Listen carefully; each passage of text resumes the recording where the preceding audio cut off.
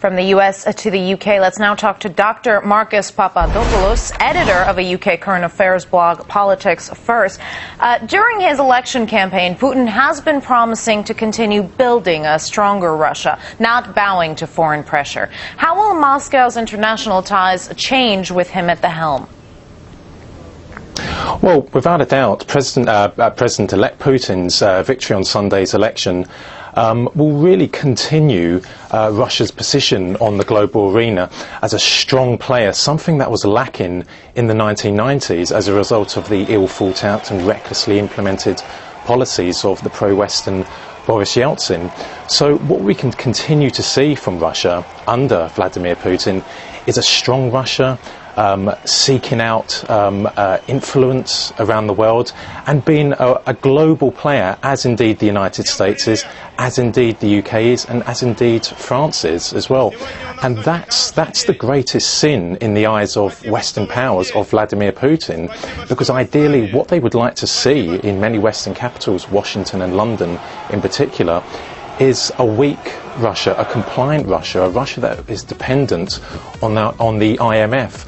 So the fact that there could have been issues of electoral fraud on Sunday's presidential elections in Russia is not really the problem for many Western statesmen, because no political system in the world, electoral system in the world, is perfect. Let's not forget, in the 2000 presidential elections in America, large parts of the African American community in Florida were prevented from voting.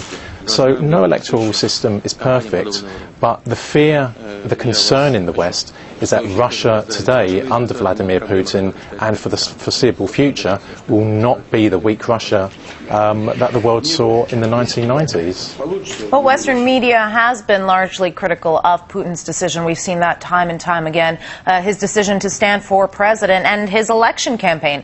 Now he's been elected and the focus has been on the protests. How long is this attitude going to continue?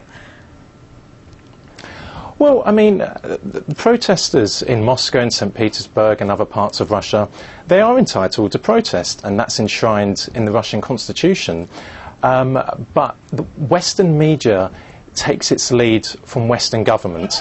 Wherever in the world there's a country which the West has a problematic relationship with, and providing that country is in a geostrategically important part of the world, it will start to demonise that government because it seeks regime change. It wants a pro-Western government to come to power. And of course Western media picks up on that and starts the whole process of accusing the leader of that country to be a despot, a dictator, a murderous tyrant, which of course doesn't conform to reality. So, for example, British media at the moment is full of articles saying that Vladimir Putin didn't win the elections fairly.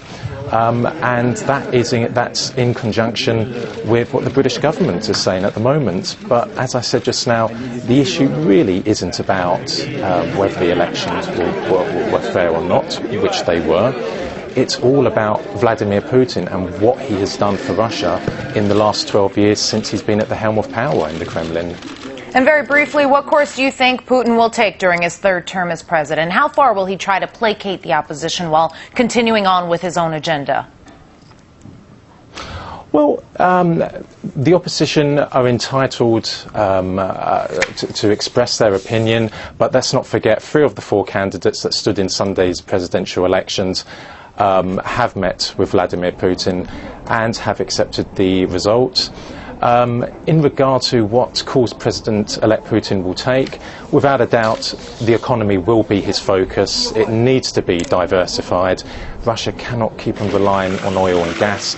And one possibility that the Russian government may need to explore is supplying water to China. China has been urging the Russians to do this for a long time. China has a shortage of water, Russia has an abundance of water, and if Russia somehow can divert its rivers, which are close to the Chinese border, southwards into China, then Russia could be onto a winner there. So without a doubt, everything hinges on the Russian economy, and that will mean a strong Russia at home, but also a strong Russia abroad. I'm afraid that's all the time we have. Dr. Marcus Papadopoulos, editor of a UK current affairs blog, Politics First, thank you. Thank you.